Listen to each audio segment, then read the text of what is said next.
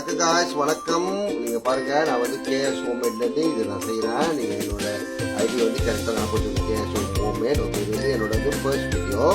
Okay, இப்போ நான் இன்றைக்கி செய்ய போது என்னென்னா ஆட்டு வறுவல் சேர்ப்போம். ஆட்டு வறுவல் பிறகு ஆடை வந்து இந்த மாதிரி வச்சுக்க கொதிக்க வச்சு நல்லா மது ஆக்கிங்க. ஆடை கொதிக்க போகும்போது மஞ்சள் தூள் போட்டுக்கலாம். ஓகேங்களா? அடுத்தது வந்து இதில் வந்து வெங்காயம் நம்ம வந்து வச்சுக்கணும். வெங்காயம் வச்சுக்கணும் கரெக்டாக. அப்புறம் பட்டை, லவங்கப்பூ, கிராம்பு இதெல்லாம் வச்சுக்கணும். வெடியாக எடுத்து வச்சுக்கோங்க. இது வந்து நாங்கள் சேர்த்துக்கங்க. ஓகே, இது வந்து பிரியாணி இலை பாருங்க, இது வச்சுக்கோங்க. அப்புறம் ஸ்ராய்ப்புள்ளி இது இருக்கணும், கண்டிப்பாக இருக்கணும்.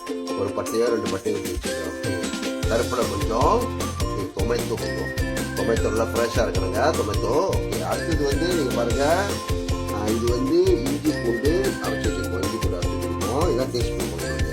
அப்புறம் இந்த மிளகாத்தூள், பட்டை மிளகாத்தூள், இது மல்லித்தூள்.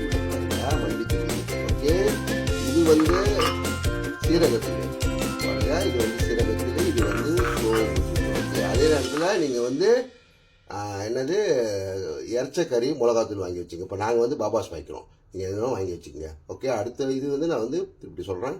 ஓகே, நீங்கள் பாருங்கள், முதல்ல வந்து பட்டையை போடணும். அப்புறம் இலையை போட்டால் பாருங்கள், அந்த ஜாமான் எல்லாத்தையும் போடணும். போட்டு நல்லா வேக வைக்கணும். இதை போடுவாங்க பாருங்கள். வெங்காயம் நம்ம வெட்டி வச்சுருப்போம், எல்லாம் நம்ம வெட்டி வச்சுட்டு போடணும். அதில் வெட்டி வச்சுட்டு தான் போடணும். அப்புறம் கருப்பில் போடணும், டொமேட்டோ போடணும், தக்காளி வெட்டிலேருந்து போடணும். அப்புறம் திராயை போடணும். ஓகே, கொஞ்சம் கிண்டிடணும், நல்லா கிண்டணும். இது வந்து பாருங்கள், இஞ்சி புளி அரைச்சி வச்சு தான் போடணும். அதுக்கு பாருங்கள், நாங்கள் இப்போ 2 கரண்டி போடுறோம். 2 கரண்டி போடுறோம். அப்புறம் லாஸ்ட்டாக வந்து எல்லாத்தையும் நல்லா போட்டு கொதிக்க வைக்கிறோம்.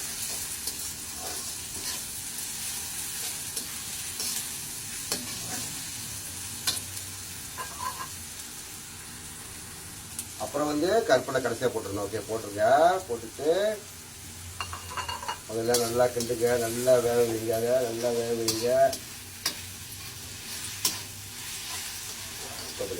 ஓகே, நல்லா பாருங்க, பானை கிட்ட பாருங்க, நல்லா எல்லாம் வெந்து வந்துருச்சு, சுற்றி வந்துருச்சு.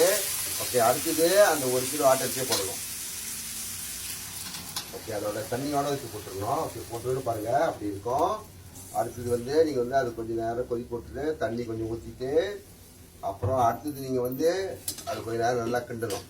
கொஞ்சம் நேரம் கிண்டுங்க, நல்லா அது வந்து எல்லாம் சப்பாத்தி ஆகிற வரைக்கும் நீங்கள் கிண்டிக்கிட்டே இருக்கணும். அதை வாசனை பாருங்க, பயங்கரமாக வருது வாசனை.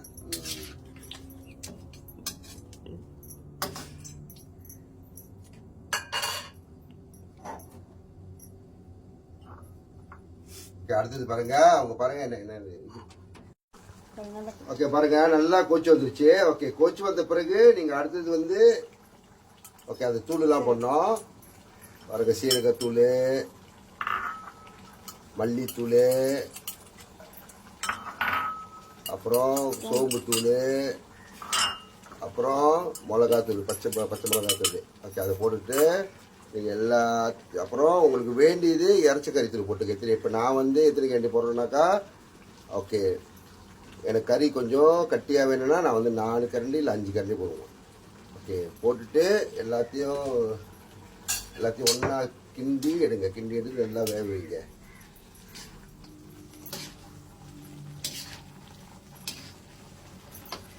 எல்லாத்தையும் நல்லா கிண்டி எல்லாம் சப்பாத்தி ஆகிட்டு அது நல்லா வேக வைங்க. ஓகே, பாருங்கள், உப்பையும் நீங்கள் கொஞ்சம் போட்டுக்கணும். அதை மறந்துடாதீங்க. உப்பு போட்டால் அப்புறம் டேஸ்ட்டில் இருக்குது கறி. உப்பை போட்டுடணும்.